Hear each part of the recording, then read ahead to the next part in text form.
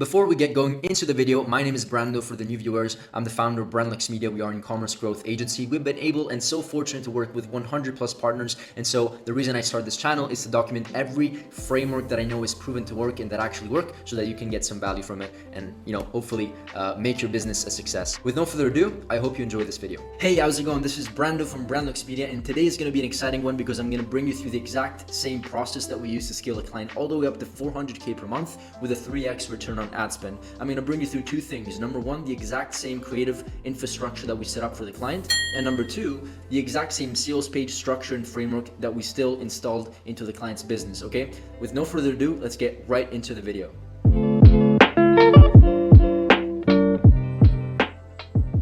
Let me actually just show you the proof so you know this is real.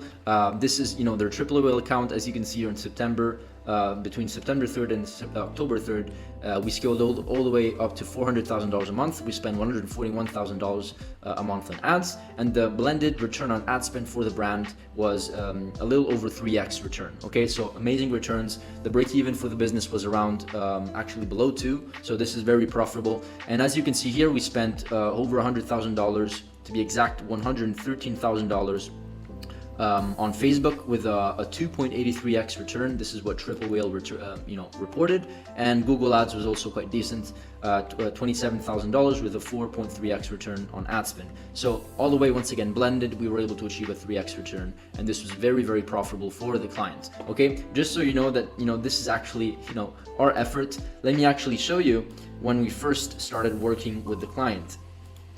We started scaling as soon as we onboarded them. So this should be the exact month. Yeah, 56,000. So let me actually bring you through a couple of things here, okay? First of all is the creative strategy.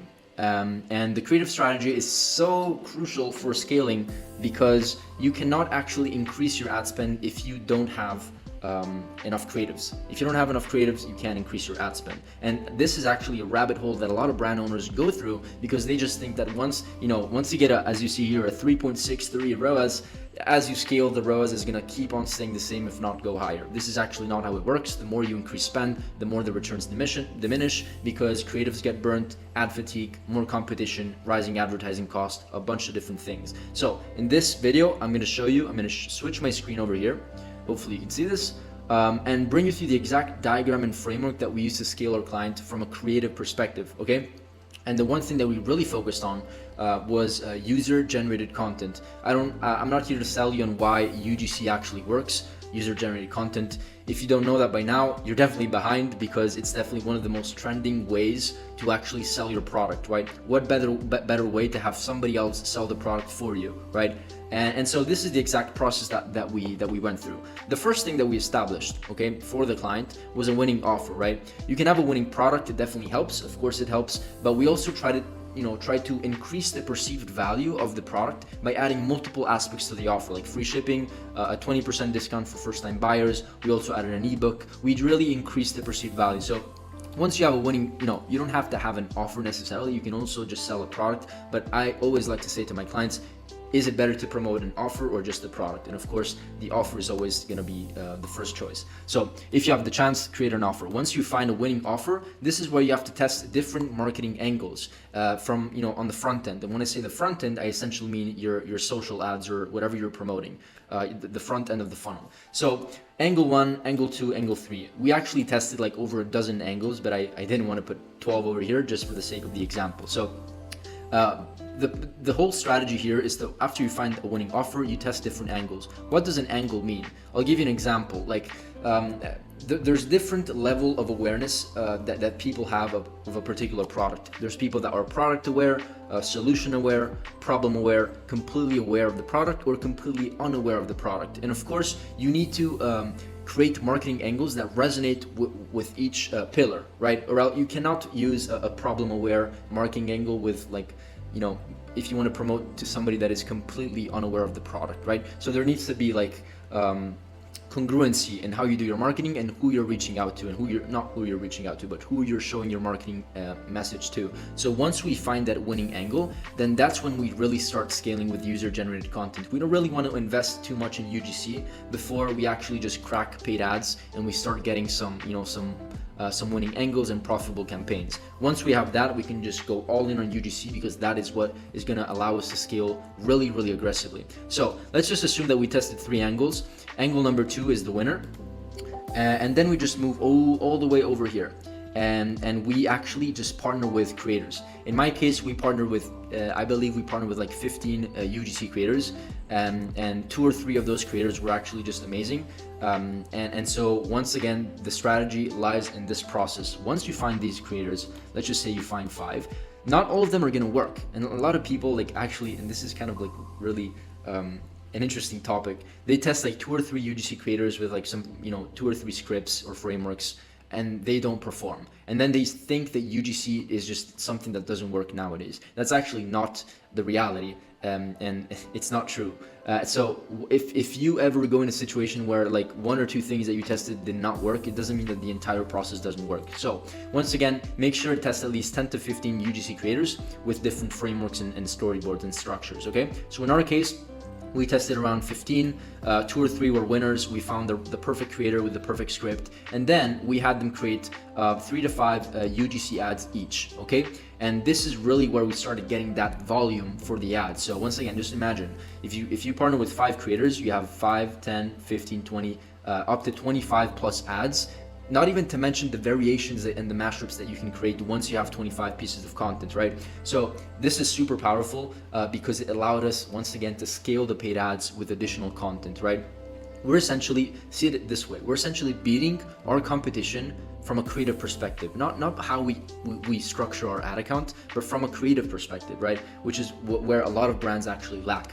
So once again, once we find the creator over here, the winning creators, and if you haven't noticed, the green ones are the winning are the winners. So once we find the winning UGC creators, we just scale with the same characteristics. So if the creator was blonde, had blue eyes, and lived in New York, we try to find as many creators as possible that have those physical, ethnical, or whatever characteristics, how they sound, right? We want to make sure that they sound, they're as similar as possible. And once again, the point of testing many creators is because you can find multiple avatars, right? You can find the blonde 37-year-old girl that has a baby that lives in New York, and that works very well. Or you can find, the black Christian woman that lives in, California. I don't know. Like, just understand who your target market is, and make sure that your creators also represent the target market, right? If the creator is just completely different compared to like your ideal customer, then it's, there's not going to be a level of resonance, and it's just not going to work. Okay, so once again, test your creators, test your scripts, and make sure to follow this diagram. I can guarantee you this is what we used, and it worked super, super well. Let me hop on over here and actually show you the landing page structure. Now, full transparency, I cannot show you the landing page of the client because we signed very, very strict NDAs, okay? But I can show you the exact same, not even competitors, like a completely different brand that we really like, and we came across. And this is Bleem.com. They're making anywhere between $40,000 and $50,000 a day in revenue. And since we knew that this was a successful brand, we decided to completely model the structure and implement it for our client. And guess what? It worked amazingly. So let me actually bring you through the exact same landing page over here. So first of all, reviews, okay? We want to make sure that reviews are in color. I noticed many times that if the theme of the color of the website is like mainly black, people just leave both the add to cart and review color black. But like, you want to make sure that people actually see it, so it has to be a different color. So first of all, make sure that you structure your color schemes just like they do. Once again, add to cart button has to pop up. They have it in purple. Once again over here, purple, it has to stand out. It can't just be black, okay? So first of all, reviews, they have a very quick overview of the product, guarantees to remove unwanted hair, gently exfoliates deadly skin cells, and all these are, pain points of the client, so they're very smart in putting this over here on the top. Next thing that I love about the store is that they have 3 different packs. Many people just offer one product, and that's just not enough. And then they realize that people are not spending enough and advertising costs are increasing, and at the same time after all this, their profitability just goes and tanks down, right? So one way to fix this is actually add complimentary offers, or actually just add the quantities. So if you buy one, it's 39. If you buy two, it's 49. You get free shipping, and if you buy three, you get a higher discount.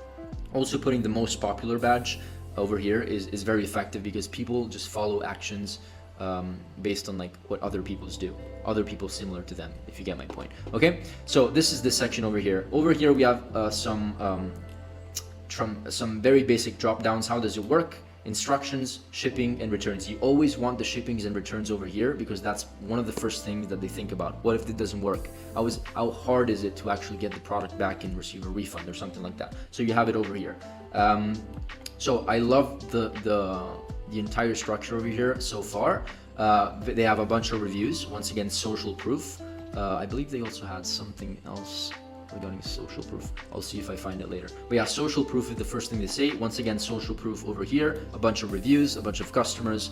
And now we dive deep into the actual features of the product and what problems does it solve. Okay, travel safe, slows hair growth, easy to use, long lasting. I also like this, the scroll before and after. I love this, so people can actually see the difference before and after using the product. And once again, here there's also like a small portion of sales copy to increase the pain, right? Not all trips to the wax salon ends with a pleasant experience, because things get pretty hairy. Get it? During the whole process.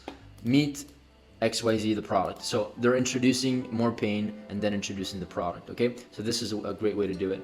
One other thing here is that they're probably doing the same as we're doing. Once we actually invest into UGC for the ads, we just put them into the landing page. A lot of people don't do that. They just stick to the ads and they just don't put them into the landing page. Trust me, if you put UGC content into landing pages, your conversion rate is going to increase guaranteed. So one thing that I really like about them is that they have a bunch of UGC creatives, and they're actually very good quality. If I can play one. Whatever, it's not gonna load. My Wi-Fi sucks for now. But yeah, you get my point. They have a bunch of UGC creatives, and essentially this is proof. They also have statistics. Statistics is always a good way to sell your product, with numbers and stats. And this is also a good portion. I love this about the website, is that they put multiple scenarios. What if I just want arms? What if I do legs, right? And they have an image that shows the exact process of somebody actually waxing their legs. What about the back? Right? Is it possible to do it in your back? Yes, it is. You can see it over here. What about the bikini, right? The bikini area or whatever. So this is very, very good so far. And let's just see. Here you go. Other before and afters. So if you're selling, by the way, a beauty product, like 100% model this. Before and after is the most important selling point. So you want to make sure that you have a lot of before and afters. This is like, this before and after is like very, very different, right? And so like you cannot really push these through ads because they will get blocked. Facebook, for example, doesn't really like before and afters, but you can put them in the website and it's like super, super effective. And then you have other reviews. Once again, a bunch of social proof.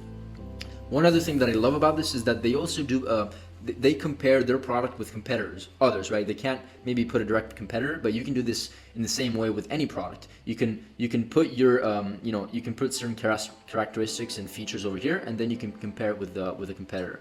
One other thing here is very simple. You probably already know about this, but they do have a hairy-free guarantee, right? Naming the guarantees is always kind of creative, and it makes the entire process maybe more funny, more intriguing. And so having your own guarantee is great to have. And they offer a 30-day risk-free guarantee. And I would also offer more. I would also offer maybe a 1-year guarantee if you have the chance, if you're really confident in your product, but to beat the competition. One last thing that I want to talk about here, and this I think is genius, is the review section here. There's nothing special about the actual reviews. There's images, there are written reviews, there's the star rating, there's also videos, right? This is great, but the filters that they have, right? Age, how would you rate the speed of the results? Hair removal effectiveness. As you can see here, this is like super, super important to have, and I can bet you that this increases the results and the conversion rate. Because by the way, this review section is where your your prospects answer all of their objections, meaning that if they don't buy, they probably have a question in their mind, right? So if you have a good FAQ section, which by the way they also have here on the bottom, if you have a good FAQ section and you have a lot of not only positive reviews, but reviews where people actually talk through the experience and give a rating based on the objection. Remember, give a rating based on the objection, right?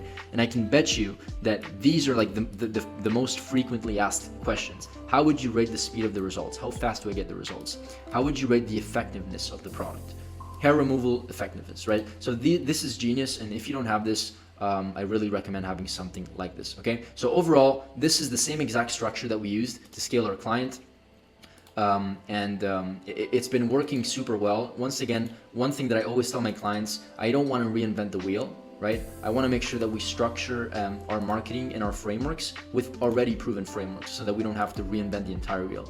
And once again, just to show you that this is real, we actually did make over 400K per month, super profitable, and we are actually in the process of scaling all the way up to perhaps $1 million a month. That is our next target.